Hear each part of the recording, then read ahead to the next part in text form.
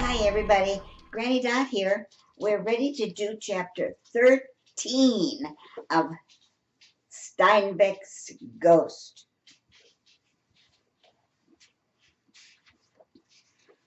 Travis woke up feeling guilty about lying to Hill, so he called him early Sunday morning before Hill went out somewhere with his family. The lies, both of them. The lies he'd told had been small, Travis thought, but he knew Hill was hurt by the look on his face yesterday. Travis wanted to explain everything, where he was going, who he was with, even what he'd seen, no matter how hard it might be. Travis knew he wouldn't be able to think straight about the corral and the cave and Johnny Bear unless he told Hill. In fact, he thought maybe talking to Hill would help him understand the mysteries that had unfolded in the corral. Hill's mom picked up the phone. Hill was out for the day, she said, and she did not know when he'd be back. Travis wanted to believe her, but she hesitated before she spoke. There was a loud TV in the background. Travis stared out the kitchen window and waited for his cereal to get soggy. The rains had continued through the night. Their tap, tap, tap had lulled him to sleep. But the morning was cloudless and blue beyond blue.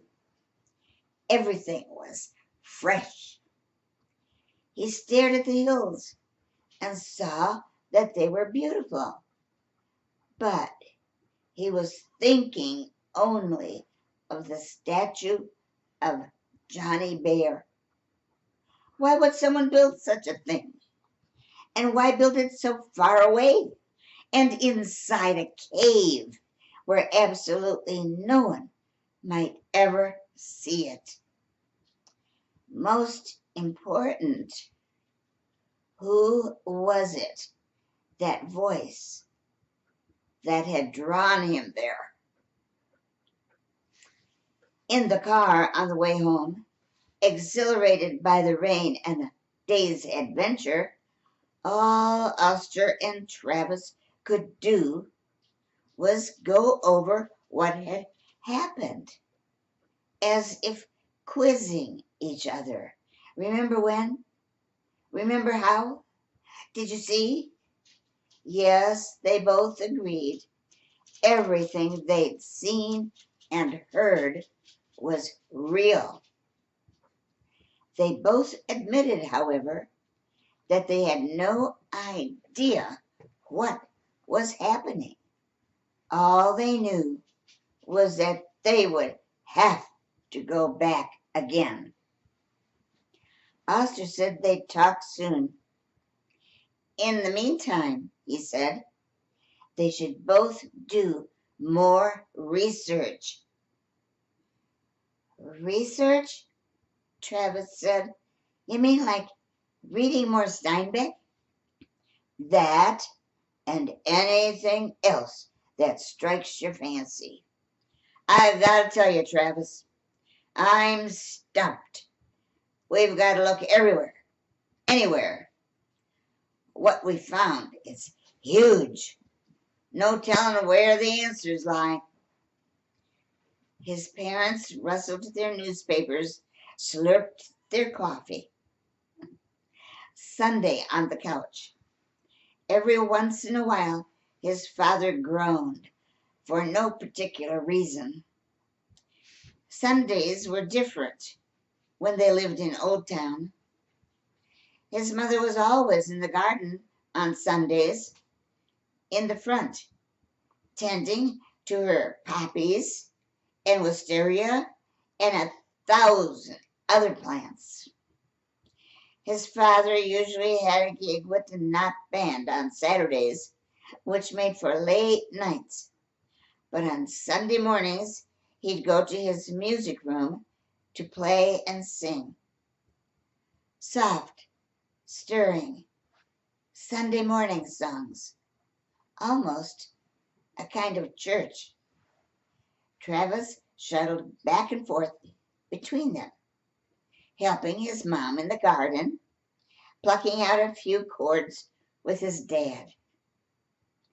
Now they had a gardener, and his dad hadn't even unpacked his guitars.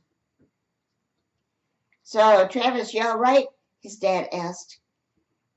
Travis spun on his stool. "Yeah, you seem kind of blue," his mom said. "Why don't you call Hill?" "I just did." He said this with a half question at the end of it, an implied duh. "Okay," she said. "Sorry." "Hey, what's wrong?" His father set the newspaper down. "Nothing. I'm just tired.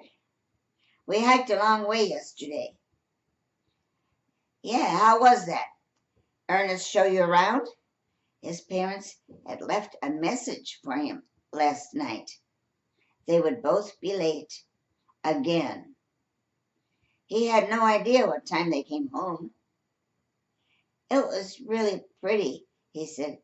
"Oster knows a ton about Steinbeck and the corral." "So what did you guys do?" his dad asked.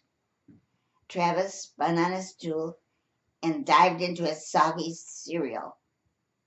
"Hiking and stuff?" "Yeah, he just kind of showed me around.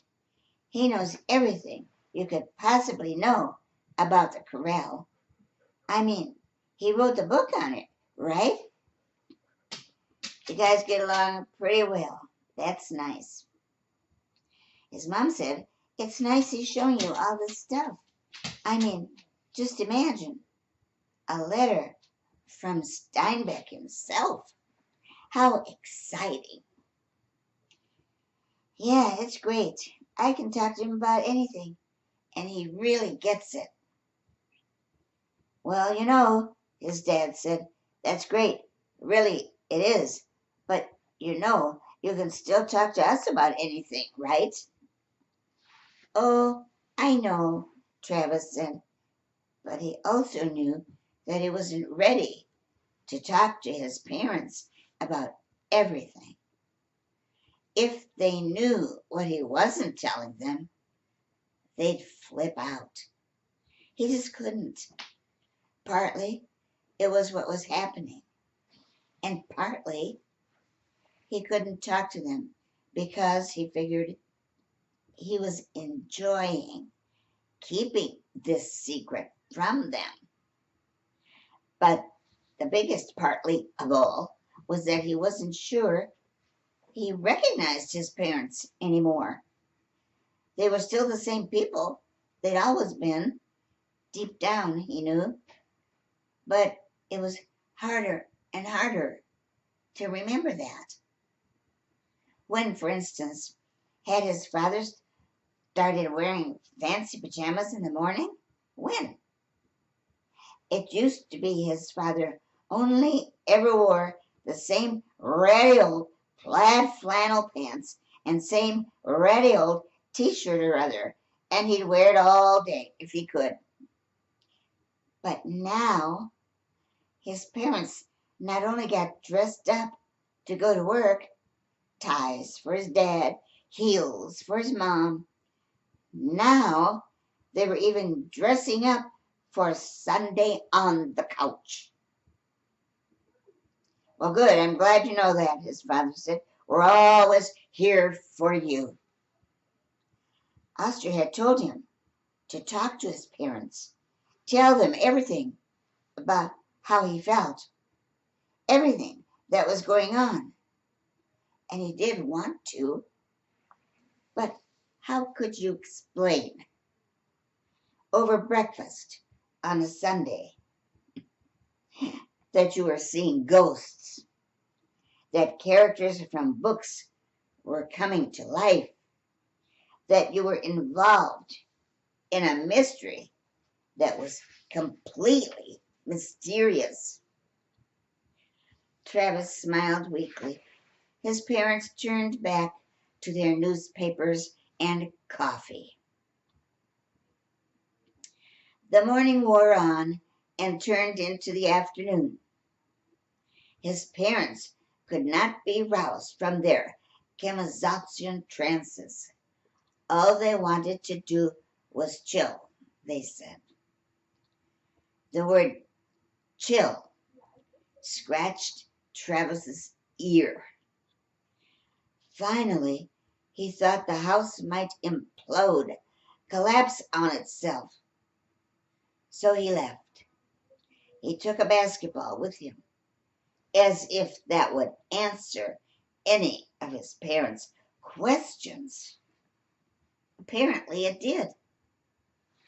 He wandered around Bella Linda Terrace, same as it ever was. Cars being washed, lawns mowed, soccer played in the streets. Nothing had changed. He ended up by the school, where he went to the far end of the playground and sat on his basketball, staring west, past Salinas to the Santa Lucias. The dark ridges of the mountains were in front of his eyes, but he saw through them into the corral, into everything he'd seen yesterday. If this were a book, Travis thought, if this were a book, if this were a book, he thought, I'd know by now who it was that was calling me. There'd be somebody, some one person, probably an archenemy, probably the Dark Lord of something or other, and Travis would know at least who to fight against. No matter how big or small the battle, how mysterious or straightforward the journey, there was always, in the end, one single person behind it all. Lord Voldemort, say, or the school bully. But this wasn't a book, and there was no archenemy. The mystery that was his real life was a mystery as big as the whole world. How do you research that? What spells could you cast? He found a stick and made marks in the dusty lip of the basketball court. He drew a picture of the thread. He'd whispered the word camisades, gone to the library, seen Gitano, then Steinbeck's ghost. Was it really Steinbeck's ghost? Found out about the library closing. Came upon the watchers. Met Oster. Saw Steinbeck and Doc at Cannery Row. Then, in the corral, encountered the red pony and the statue of Johnny Bear. That much was clear. Each of these events led to the other. One big unanswered question. Why? No matter how hard he thought, nor how many diagrams he drew in the dirt, the why wouldn't come. But he kept thinking, even though it felt, as they say in the books, like hitting his head against a brick wall. He really wanted to talk to Hill. Time meant nothing. He might have sat there 10 minutes or 10 hours. Impossible to know. Without his noticing, it was already dusk. He figured he'd been sitting here forever. But no, it was only daylight savings time. Fall back. It was dark an hour earlier today, and it would only keep getting darker. Later, he called Hill again, sent him a couple of emails. No answer. After dinner, he took a walk and went past Hill's house. All the lights were on. Everyone was home. He finished his homework, then read in bed. He read again the story Johnny Bear. If the statue he'd seen in the corral yesterday wasn't Johnny Bear, then nothing in the world made sense. He was late to school the next morning. He waited at the usual spot, the corner of Harbor Mist and Narragansett, but Hill didn't show up. He waited much longer than he normally would have. Hill must have taken another way or gotten a ride. He must be really mad. Normally, Travis would have let it go, given Hill some time. Friends, no matter how mad, at least a friend as good as Hill was, always came around sooner or later. But Travis felt like there simply wasn't time for waiting this time. He had to talk to Hill now.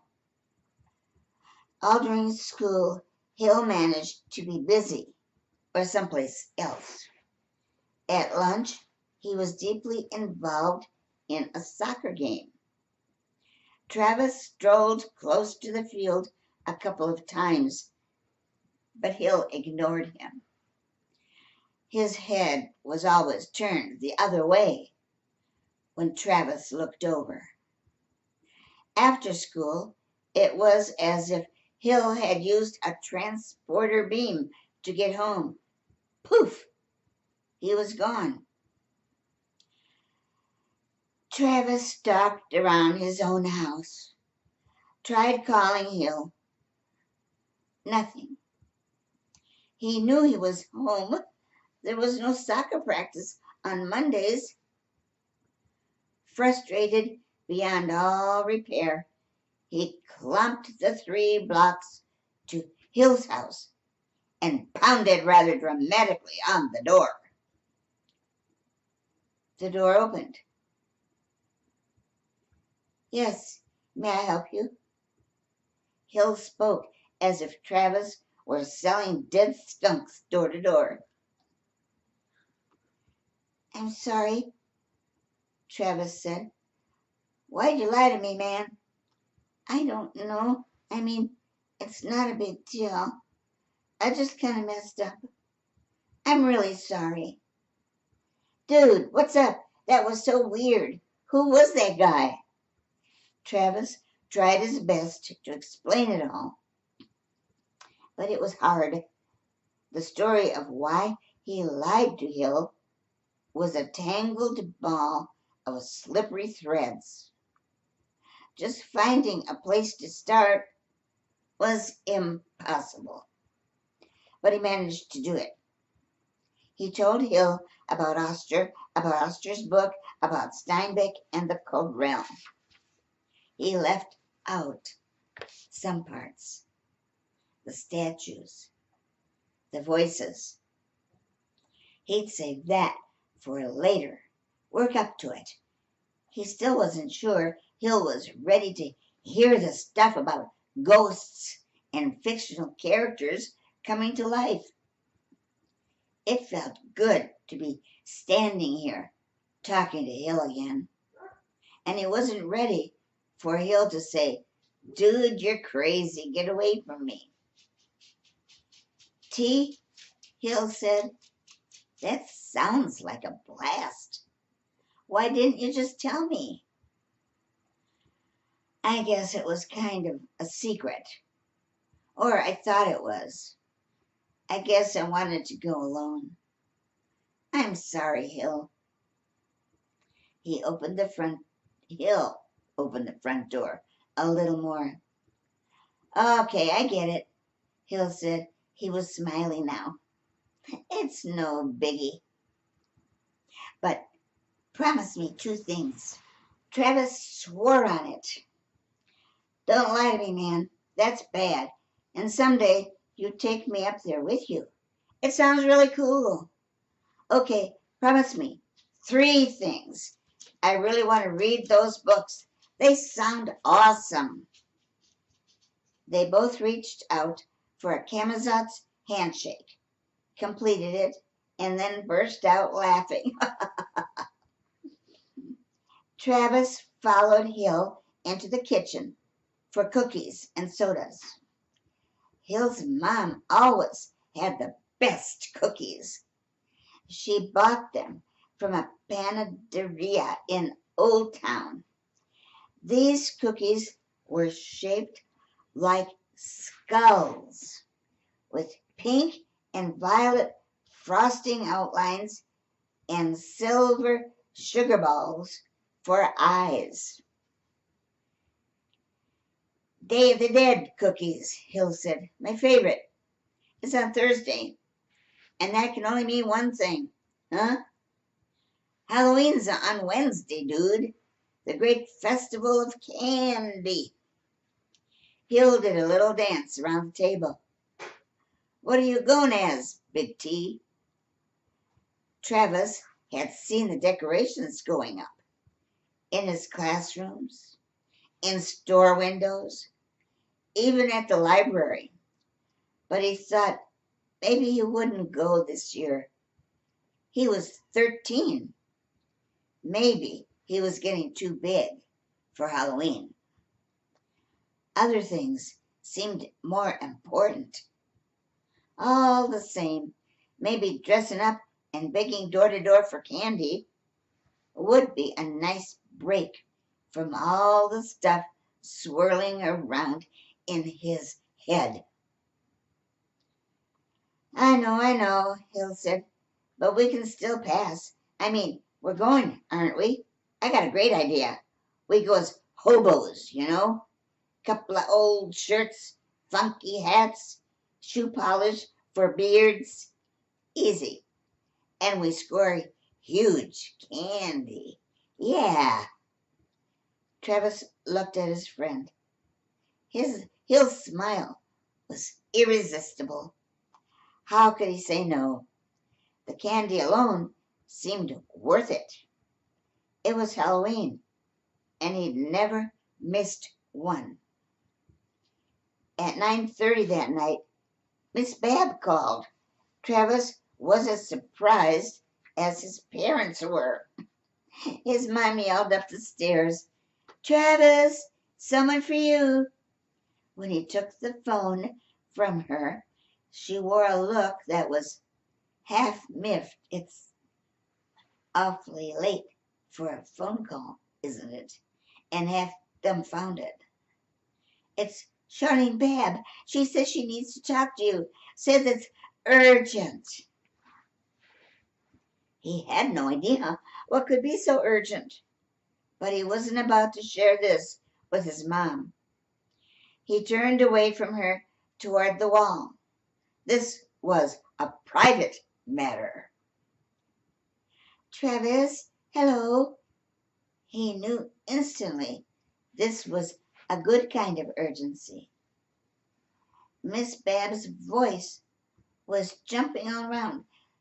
I'm sorry to bother you so late, but something's come up about the library. Very exciting, and I need your help. I'm wondering if you'd be willing to start a new committee. I've got a great idea. It's about Halloween.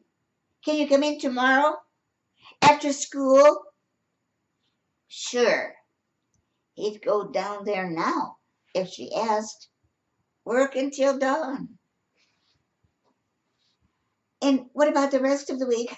Oh, Travis, we're so close. Will you really help? I can come every day. Bless you, Travis. I'll see you tomorrow. Now, let me talk to your mom. But first, how was the trip to the corral with Ernest? I'll tell you all about it tomorrow. Travis handed off the phone and went to the refrigerator. He tried hard not to listen in, but he knew Miss Bab was talking about his parents allowing allowing him to spend more time on the library campaign.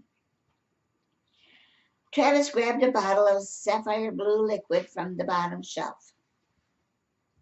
The shelf was filled with drinks of surprisingly unnatural colors: neon crayon colors, hot pink, sizzling green, Valentine red, Halloween orange. Before they'd moved here, these kinds of drinks were never allowed. Now the place was overrun with them. Travis, Miss Bab says. I know, ma'am. Mom. I know, Mom. I got it, he said sharply, and he loped up the stairs to his room. On the way, he accidentally spilled some of the blue liquid on the bone-colored carpet. He left it there, soaking in, as purple as a bruise. The library was packed, not with committee members, not with reporters, but with readers. The checkout line was 10 people deep. The Career Center's tables were all in use. Adults swam quietly through the main collection, and kids, tons of them, were doing their homework and reading and staring into space. It was as if everyone was trying to eat up the last of a wonderful dessert before the waiter took it away. Every last spoonful. Travis and Miss Bab sat in little chairs at a little table in the kids' section. Outside, dark clouds had gathered. These clouds had traveled thousands of miles across the Pacific and down from Alaska. While Travis loved the hushed sense the sky brought to the busy library, he was worried about tomorrow's Halloween. It never rained on Halloween, at least not that he could remember. It's working, Miss Bab said. She had a thick file of loose papers on her knees. That's the important thing. I want you to know that. Every little thing we've done, and everyone else has done, it's working. We may yet save the world. Travis had to smile. He sensed from the way Miss Bab was talking that there was new, real hope for the library. All these, she said, slapping the file with the palm of her hand, these are newspaper articles from all over the world about the library. And we helped. You helped. All those press releases you've been sending out. Without those, we wouldn't have these. They looked through the file. Articles from Iceland and Japan and North Dakota and from unknown places in cyberspace. Miss Bab had been right. People did care about Steinbeck's library. Amazing. These are great, he said. But what's the news? You said it was urgent. Okay, She sat up straight and took a deep breath. The city council may take another vote. Hidalgo and Doyle, the council members, they both called the library and the different committees, even ours. They say that the mayor and the council can be swayed. It's too embarrassing to them for the library to close. Thanks in part to all these articles. They think an election on a new library tax measure would turn out differently now. And the best news of all, excuse me, they'll keep the library open until after the election. Not dead yet. Awesome. That's where you come in. Me? You have plans for Halloween? uh, Listen, here's the deal. They needed to keep up the pressure, she said. Get more people involved. Momentum was on their side.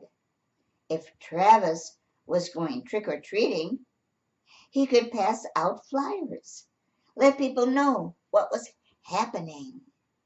He could collect donations too, like UNICEF, raise some money, maybe get some other kids to help him. Get the word out.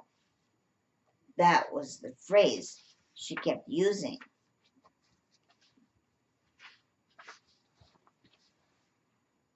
Would he sacrifice his Halloween? Even better, he said. Hill will help. I'll make him, and I'll see if I can go from class to class tomorrow. Get other kids to sign up. The minute he said this, he knew it was a great idea. He also knew it was going to be embarrassing, standing up in front of all those kids. What was he thinking? Excellent, Mr. Williams. Miss Babb was almost dancing in her chair. You do have the best ideas. Now, let's get to work. In the AV room, he and Miss Babb taped Save Our Library signs to the backs of 12 plastic pumpkins, the kind with handles, and stuffed each one with 100 flyers. Miss Babb would drop the pumpkins at school in the morning if he and Hill could meet her there. While they worked, she told him in greater detail all that had happened with the library campaign. Money was pouring in from everywhere. Regular people had sent in checks for $5 and $10, sometimes more. Bill Murray, the actor, had donated a huge chunk of change, and other Hollywood people followed. Did he know who Bill Murray was? Travis and his dad had watched Ghostbusters, Caddyshack, and Stripes over and over. Bill Murray was, Travis thought, the funniest human on the planet. Oh, and the reading. She'd almost forgot. The reading would happen.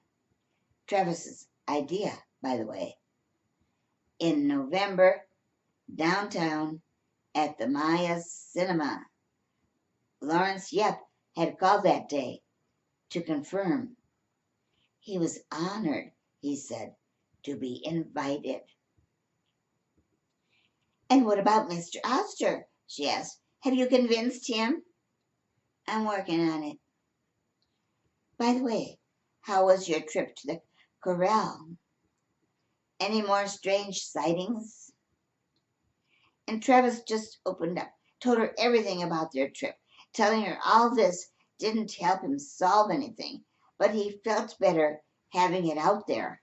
He asked her if she thought the statue of Johnny Bear might make good publicity for the library somehow.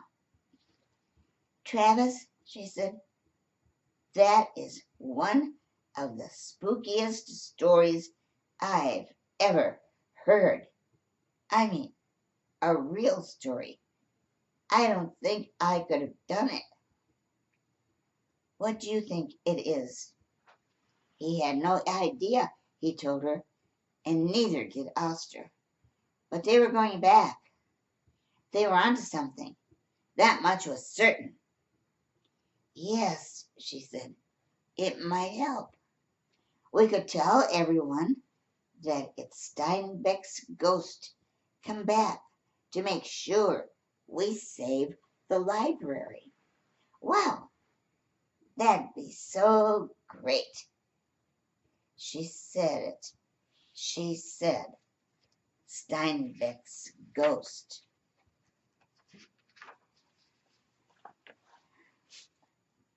Look, you must have a cell phone, she said. Take a picture when you go back. I'll think about it. There's got to be some way to use the statue. Plus, I'm dying to see it. When they were finished, they stood together outside the library. Getting the word out, Miss Babs said. Consider it got out. The clouds had pulled back a bit. A break in the lid of gray iron north by Castroville showed a patch of gold and orange where the sun reflected off the ocean. Travis stood over his bike. It wasn't dark yet, technically, and so he didn't need a ride home. He and Miss Bab kept talking. Gitano ambled out from the alley, crossed in front of them, headed toward Lincoln Street, his bindle bounced on his shoulder. Do you see that man? Travis asked. He couldn't believe he'd asked her. Him? She said. He's harmless. He's been hanging around for weeks now.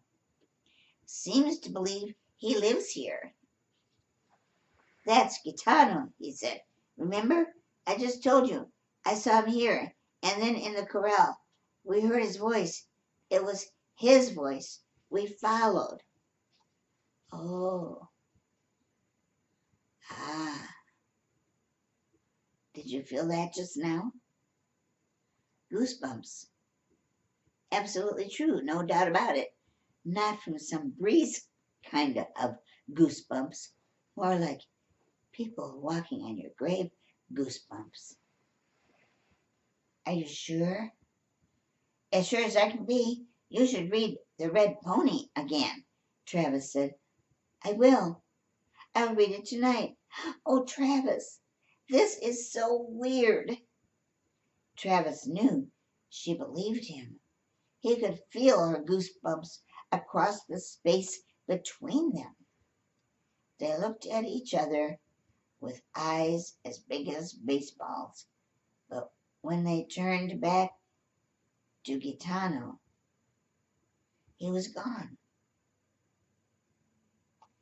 When he got to the Steinbeck house, the sky had closed over again, blackened. Rain was coming soon. You could feel it. He parked his bike across the street and looked up, and there was Steinbeck's ghost seated at his desk in the yellow lighted window. He was writing furiously, the pen bouncing along the page. Travis watched long enough to see him flip 2 pages worth of writing. I don't know why you're here, Travis said to the air, but I'm glad you are. That was when he figured out what to be for Halloween. The idea was too simple to pass up. Crossing 101 on the way home, the sky blew open. The rain was intense, wind thrashed, soaking. Travis couldn't have cared less. The world needed the rain. Next, we'll begin chapter 14.